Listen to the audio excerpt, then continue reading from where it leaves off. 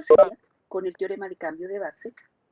Entonces, yo sé que la matriz de cambio de...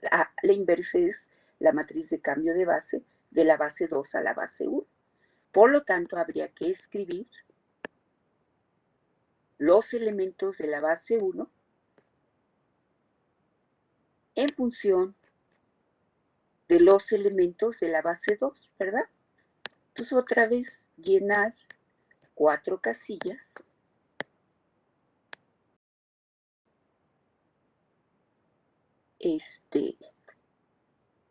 Con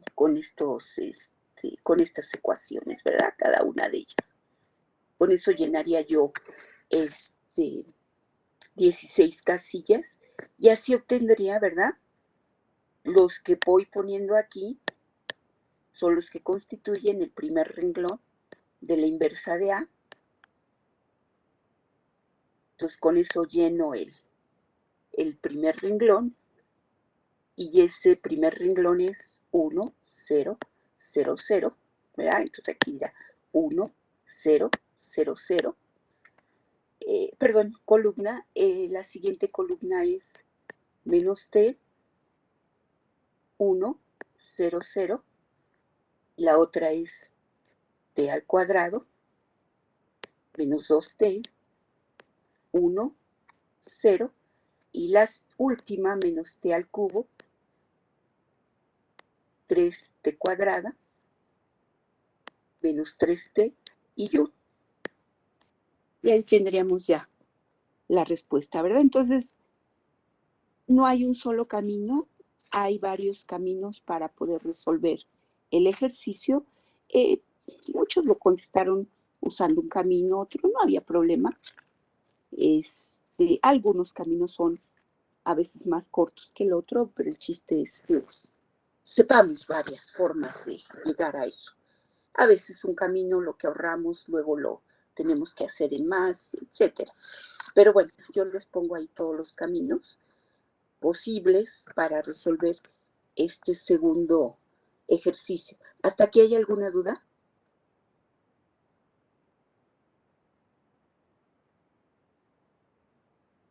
Bueno, voy a cambiar. ¿Hay alguna duda, muchachos? No, parece que no. Por mi parte no, profesor. Muchas gracias, gracias. La tercera pregunta. Y vamos a trabajar con el espacio euclidiano R5. Y nos las daban fácil porque nos ponían el producto interno usual. Teníamos un subespacio generado por dos vectores.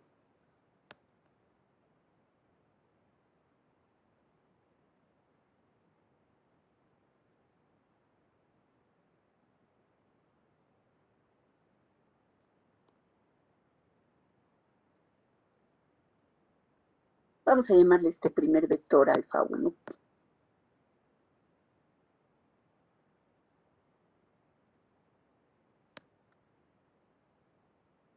Y este segundo vector alfa 2.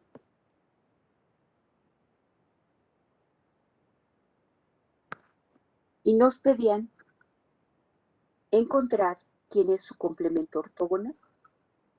Bueno, nosotros sabemos que el complemento ortogonal está constituido por todos los betas, tal que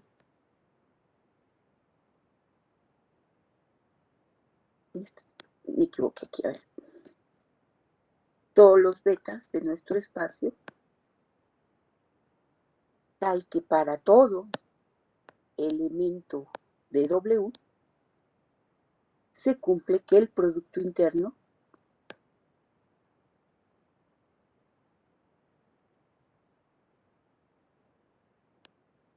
cumple eso, ¿verdad? Y también sabemos otro teorema que nos dice que nuestro espacio, que en este caso es R5, se puede ver como la suma directa de estos dos. Entonces, fíjense, eso es bueno porque, ese dato es bueno porque eso quiere decir que la suma de la dimensión de W más la dimensión del complemento ortogonal, que es el subespacio que andamos buscando, es igual a la dimensión de nuestro espacio, que en este caso es 5. Ahora bien, esto está generado por dos vectores linealmente independientes o linealmente independientes, porque uno no es el múltiplo del otro. Y entonces este dato lo sabemos, este es 2. Por lo tanto, sabemos que la dimensión de este subespacio, que es el complemento ortogonal, es 3. Entonces, vamos a encontrar una base para este subespacio que tenga 3 elementos. Entonces, ¿qué hacemos? Voy a cambiar de lámina. Tomamos un vector arbitrario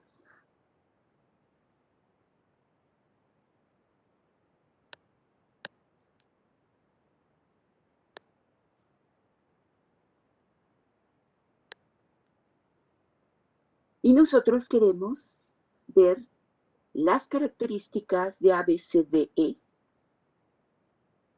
para que se encuentre aquí. Pero eso quiere decir que el producto interno con cualquier elemento de W tiene que ser 0, en especial con los elementos que constituyen una base. Por lo tanto, lo que nosotros tenemos que hacer es tomar este vector, hacer su producto interno con alfa 1, igualarlo a 0, y a su vez con el otro básico de W, y de ahí podemos sacar quiénes son lo que nosotros estamos pidiendo para que se cumpla que ABCDE, ¿verdad? Es 5 uplas se encuentren en el complemento ortogonal. Y bueno, pues entonces hacemos el producto interno, que es muy sencillo, ¿verdad? De acuerdo a quién es alfa 1, alfa 2. Y entonces esto nos queda como A más 2B menos C más C igual con 0. Y luego esto nos queda como A más C más D, no, 2D menos C igual con 0. Y resolvemos este sistema de dos ecuaciones con dos incógnitas. Y entonces es fácil ver que esto nos va a quedar de la siguiente manera. Voy a cambiar de lámina. Nos queda el resolver estas ecuaciones.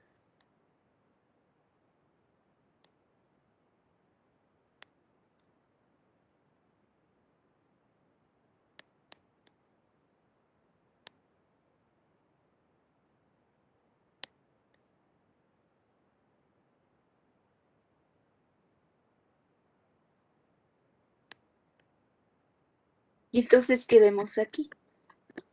Que A, B y C están en función de los valores de D y Y. Entonces, fíjense, ¿cómo podrían ser esos elementos? Bueno, esos elementos los podríamos sacar dándoles valores a E y a D, y de ahí ir resolviendo estas ecuaciones. Entonces, hay muchas formas de hacerlo, ¿verdad? Podría ser dándoles valores a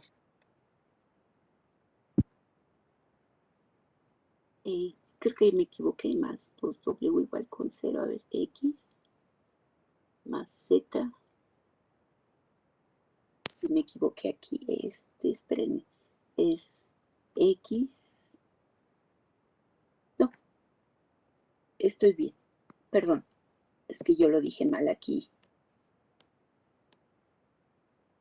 Este par de ecuaciones me están diciendo que A y B están en función de C, D y E.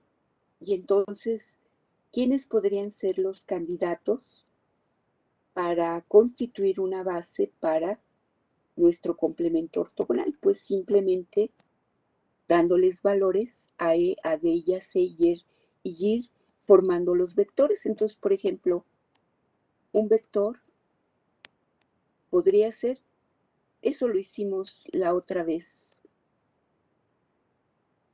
en clase, y entonces podría ser esto. Un candidato podría ser darle el valor a E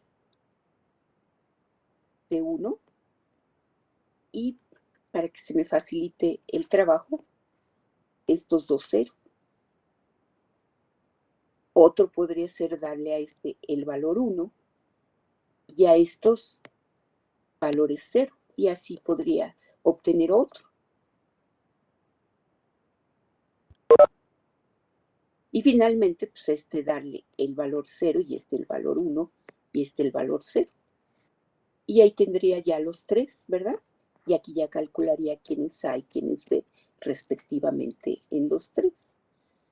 Esa es una forma y podremos complicarlos más la vida si en lugar de ponerle aquí 0 le pongo raíz de 2, a este pi y a este le pongo 2. Pues eso sería la locura porque mis cálculos se hacen más grandes y entonces pues no me conviene. Por eso es que algo razonable es ponerle el valor 1, ¿verdad? Que es muy fácil de manipular, combinando en las casillas, y las otras dos que no le pongo 1, pues ponerle 0. Esa es una forma, pero hay muchas bases para encontrarlas. Entonces, y una vez que ya tengo quiénes son esos 3, pues ya aplicábamos el proceso de ortogonalización de Gram-Schmidt. Eso es dependiendo de cada quien. Ahí contestó la pregunta como quiso, ¿verdad? No necesariamente era una sola base. Y entonces, bueno, pues ahí ya tenían que aplicar proceso de ortogonalización de Gram-Schmidt. Y pues ahí hay varias formas de responder. La respuesta no es única porque dependiendo cómo hayan llenado estas casillas, van encontrando quién es su beta 1, beta 2 y beta 3, y de ahí ortogonalizar la base, pues también va a ser otra base distinta. Entonces ahí hubo varias formas de responder la tercera pregunta. ¿Hasta aquí hay alguna duda?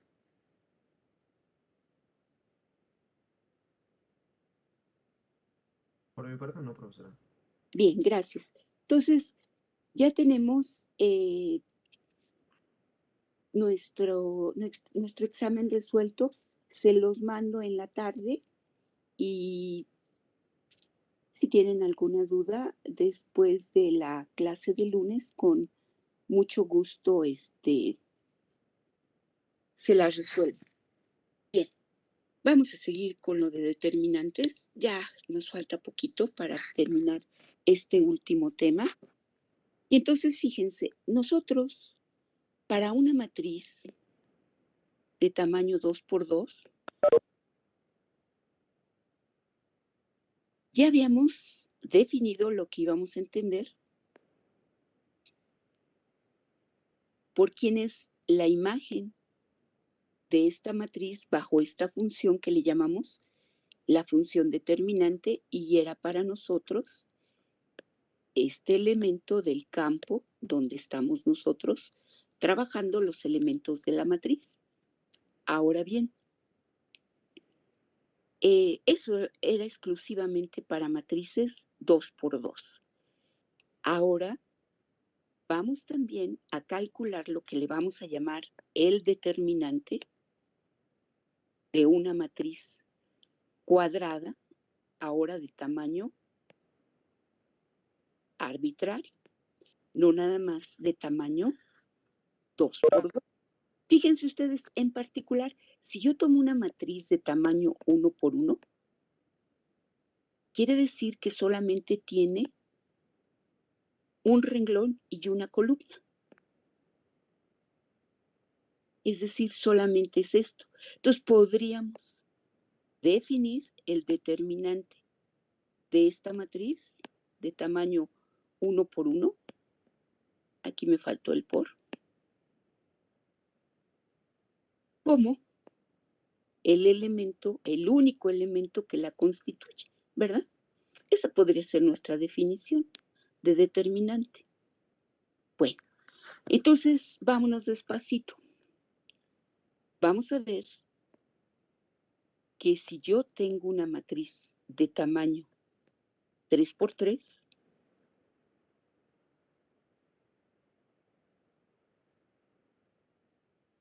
mediante la fórmula que vamos a dar, es válida, la podemos calcular mediante el cálculo del determinante de ciertas matrices que voy a poner aquí, que van a ser matrices de tamaño. El determinante de matrices de tamaño 2 por 2, que ya tengo yo definidas previamente. Y esos son para matrices 3 por 3. Ahora, ¿qué pasa con matrices 4 por 4? Vamos a ver que la fórmula que vamos a dar nos va a permitir calcular el determinante de matrices de tamaño 4 por 4 en función del determinante de matrices 3 por 3, el cual a su vez lo podemos calcular en base al determinante de matrices de tamaño 2 por 2. Es decir, va a ser una fórmula recursiva. Por eso es que voy a poner la siguiente definición.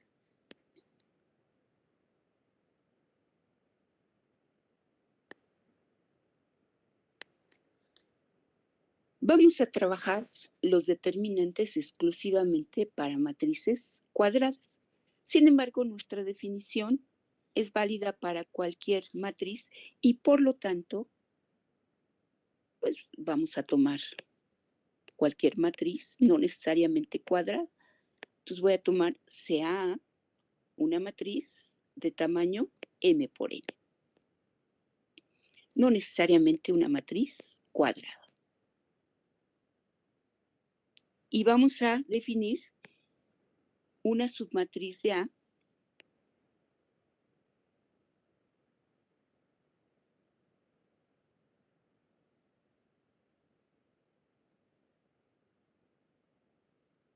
la vamos a obtener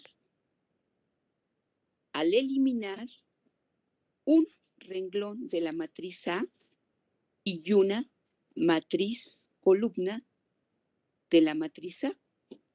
Por lo tanto, voy a obtener una matriz de tamaño M por 1 por N por 1. Entonces vamos a escribirlo. Entonces, una submatriz de A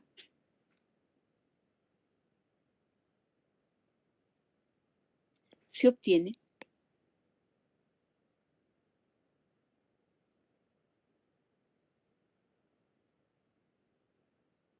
al suprimir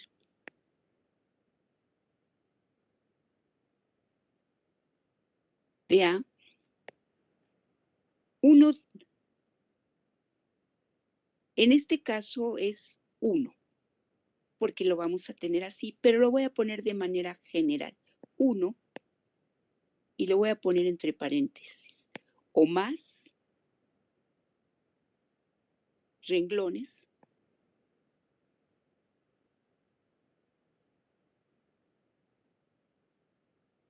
y o una o más columnas. Estoy poniendo la definición de forma general. Bueno, pero a nosotros nos van a interesar las matrices cuadradas y aquellas submatrices que obtenemos al suprimir un único renglón y una única columna. Y por lo tanto vamos a usar la siguiente notación.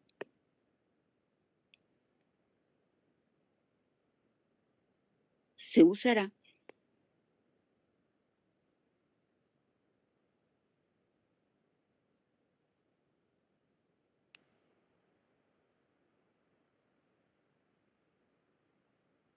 la notación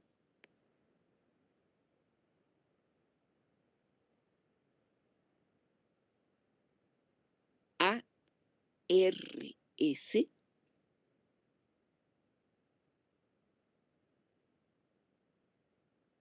para representar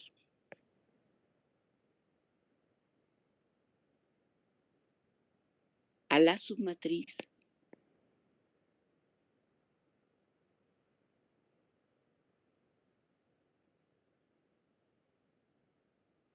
de A que se obtiene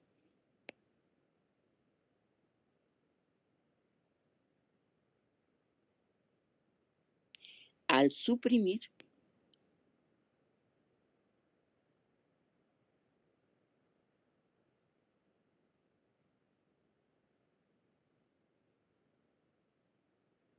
el errésimo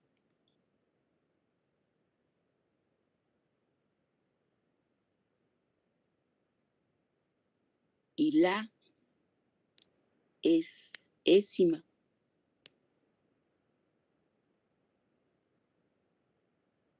El errésimo renglón. Faltó ponerle aquí renglón. Y la ésima columna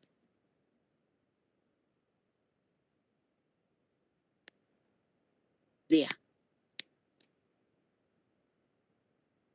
Bien, y entonces voy a borrarle.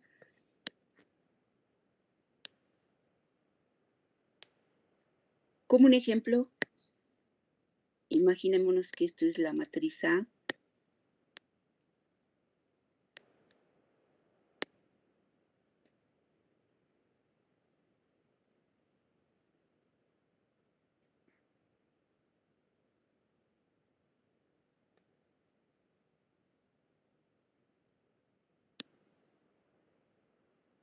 De hecho, no voy a poner la cuadrada para que quede de manera general.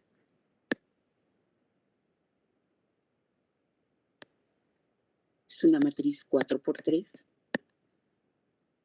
Y entonces vamos a ver quién sería A2, 3. Pues A2, 3, tengo que suprimir el segundo renglón de A y la tercer columna. Y por lo tanto, la matriz que me queda debe de ser una matriz 3 por 2. ¿Cuáles son esos 3 renglones? Los 3 renglones son 1, 2, 4, 3, 1 menos 1, ¿verdad? Y esas son las 2 columnas. ¿Se entendió la notación, muchachos? Sí, profesora. Sí, profesora. Bien. Entonces yo les decía que esta notación en realidad lo vamos a hacer para matrices cuadradas, porque a partir de esto vamos a definir quién va a ser el determinante de una matriz de tamaño n por n, ¿verdad? Y entonces vamos a poner eso porque es un teorema muy importante.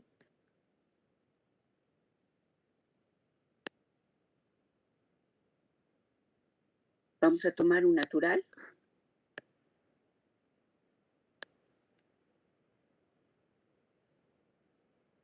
Y vamos a demostrar que entonces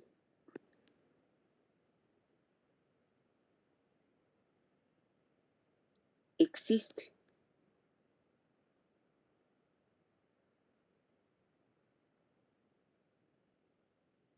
una única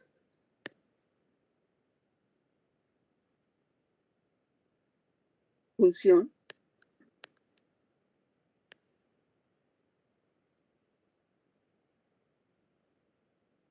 que la voy a denotar de esta manera.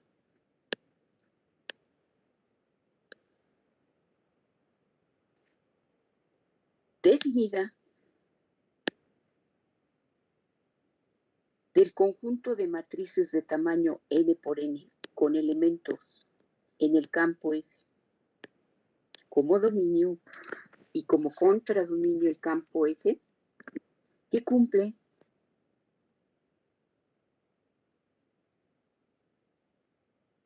las siguientes propiedades.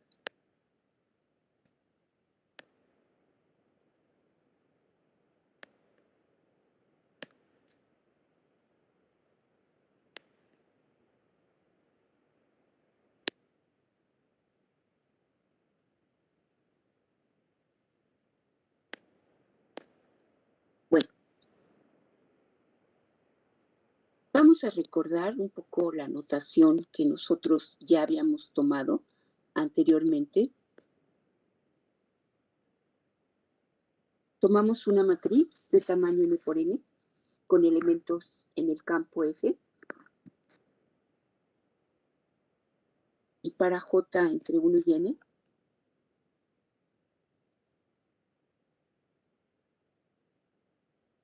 vamos a poner A subíndice J como el jésimo renglón de A.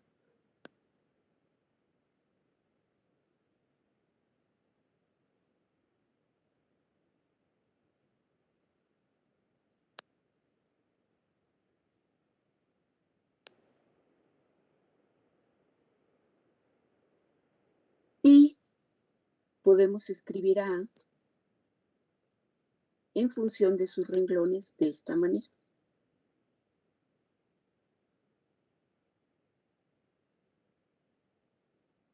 Tiene N renglones, ¿verdad? Bien, ya lo habíamos hecho para las matrices 2 por 2, pero ahora para una matriz de tamaño n por n. Bueno, entonces las propiedades que va a cumplir esta función van a ser las siguientes. Voy a cambiar de lado. Le vamos a llamar la propiedad de subíndice 1. La propiedad de subíndice 1 nos dice si existe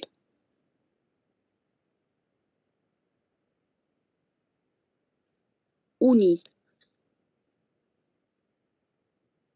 entre 1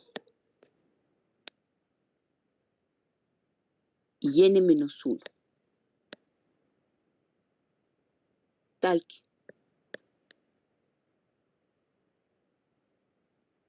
el renglón ahí es igual al renglón A subíndice I más 1, entonces la imagen de mi matriz bajo la función f es 0. En otras palabras, si me dan una matriz que tiene dos renglones consecutivos iguales, entonces la imagen bajo la función f tiene que ser 0. Las propiedades que voy a enunciar ahorita son 4, que luego les vamos a llamar propiedades básicas. De estas propiedades básicas luego vamos a sacar propiedades adicionales. Tal vez algunos que ya hayan estudiado determinantes tengan por ahí en mente una propiedad que dice que si dos renglones, hasta ahí, dos renglones, son iguales, el determinante es 0. Y aquí yo les estoy exigiendo que sean consecutivos. Bien, no me estoy equivocando. Lo que pasa es que yo estoy enunciando las propiedades básicas. Después veremos las adicionales. Entonces comenzamos con D subíndice 1 y habla de dos renglones consecutivos. Si dos renglones de tu matriz son consecutivos, son iguales, entonces la imagen bajo tu función tiene que ser 0. Propiedad 2.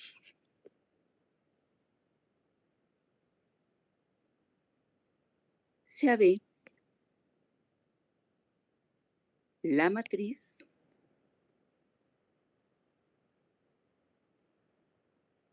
que se obtiene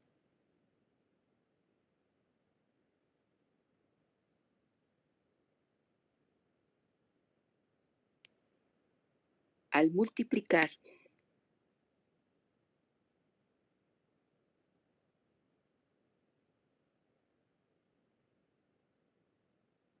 por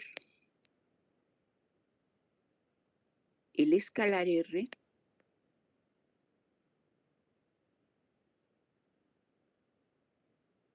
al iésimo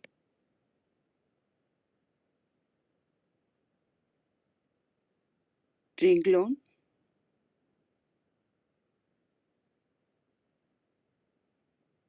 de A,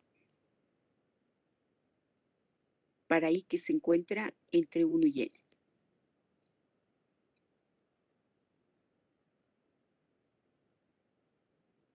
Entonces, se debe de tener lo siguiente, fíjense, la imagen de la matriz B, que fíjense, tiene todos sus renglones igualitos a los de A, excepto el iésimo. El iésimo es R por ahí.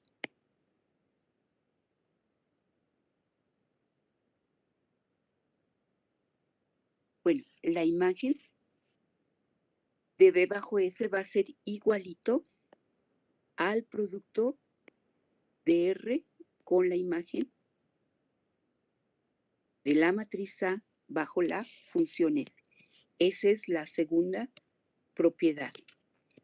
¿Se entiende hasta aquí nuestra notación y todo lo que estamos escribiendo?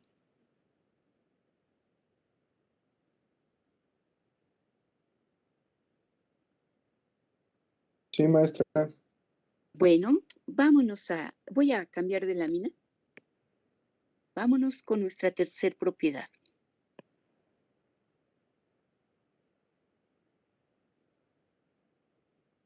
Vamos a tomar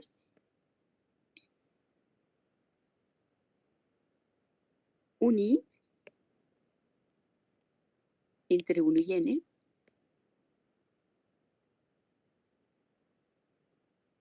y vamos a tomar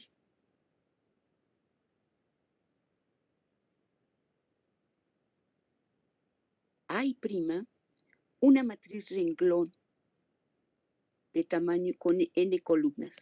Es decir, va a ser una matriz que consta de un solo renglón y N columnas.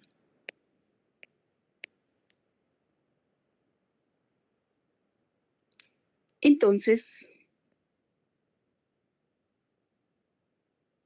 esta propiedad nos dice que la imagen de la matriz que tiene todos sus renglones iguales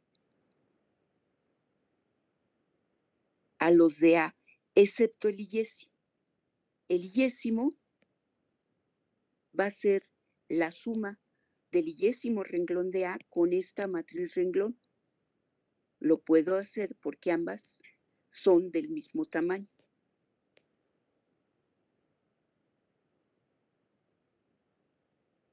Bueno, esto va a ser igual a la suma de la imagen de la matriz A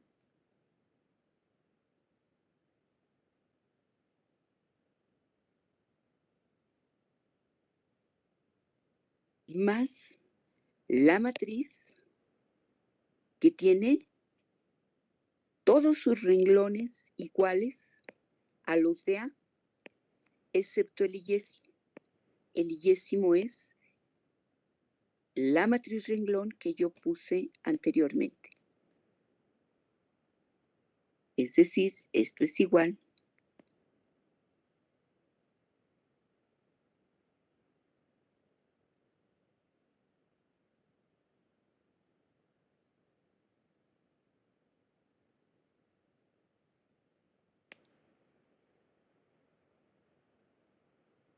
esa es nuestra propiedad D3. Bueno, si no hay otra pregunta, voy a cambiar de lámina.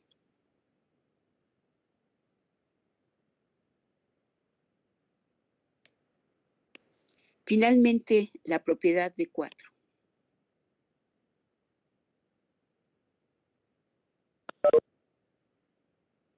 Sea I subíndice N la matriz,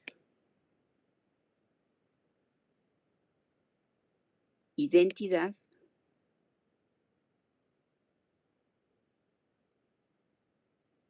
de tamaño,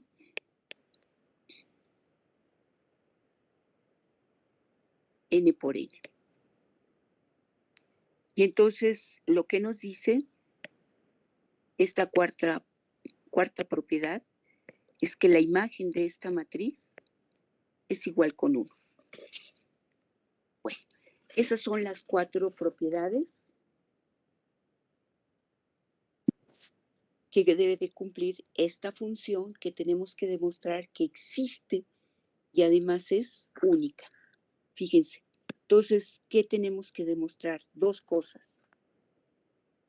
Existencia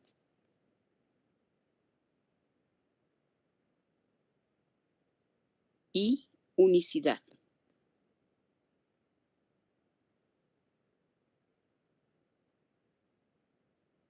Fíjense que esto ya lo demostramos para matrices de tamaño 2 por 2, que le llamamos las propiedades básicas. Ahí vimos la existencia y la unicidad, ¿verdad?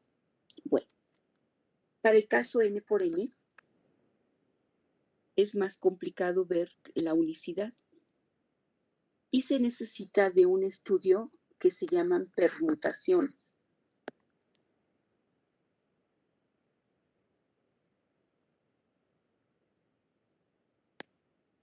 Que aunque no es difícil de aprender, sí nos llevaría bastante tiempo desarrollar este tema. Por lo tanto, no vamos a demostrar la unicidad. Lo que vamos a demostrar es la existencia. Y bueno, la unicidad, les digo, no es difícil, pero sí lleva más tiempo esta demostración. Entonces nos vamos a quedar simplemente con la existencia. Esa va a ser el teorema. Nada más vamos a demostrar la existencia. ¿Cómo vamos a demostrar esa existencia? Lo vamos a hacer usando inducción.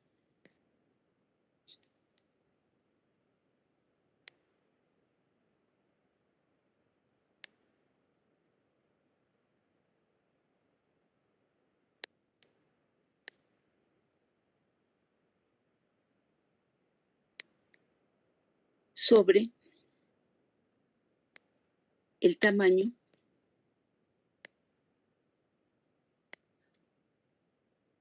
de la matriz.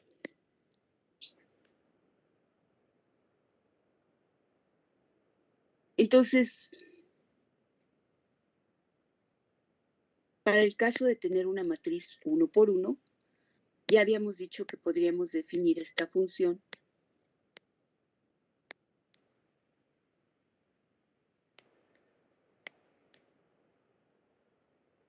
de esta manera, ¿verdad? Nosotros tomamos esta matriz que consta de un solo elemento y su imagen que sea el único elemento que constituye esa matriz. Para n igual con 2 ya lo tenemos, ¿verdad?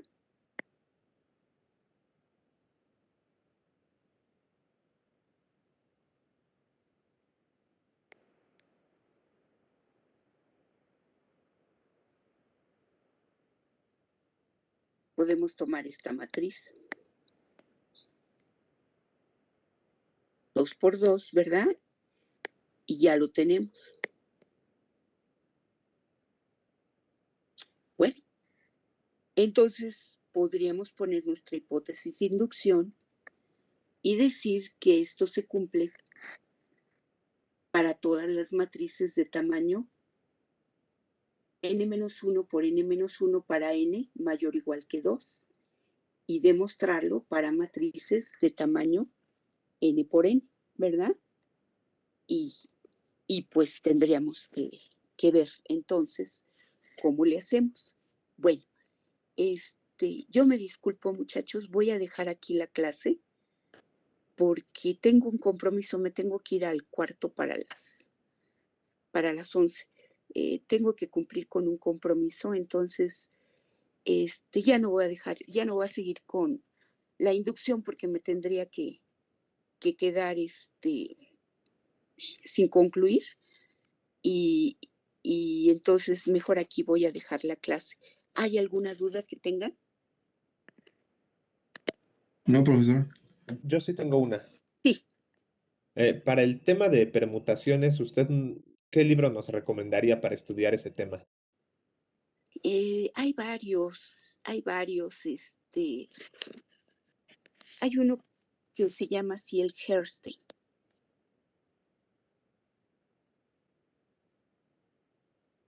Y así se llama Matrices. Álgebra lineal y matrices, por ejemplo, podría ser ese.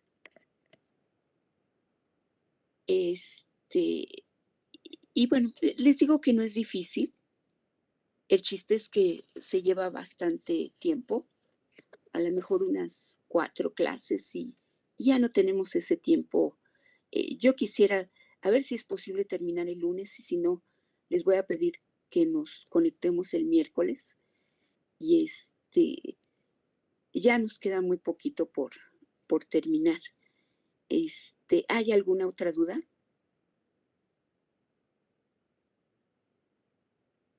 Gracias, profesora. De nada.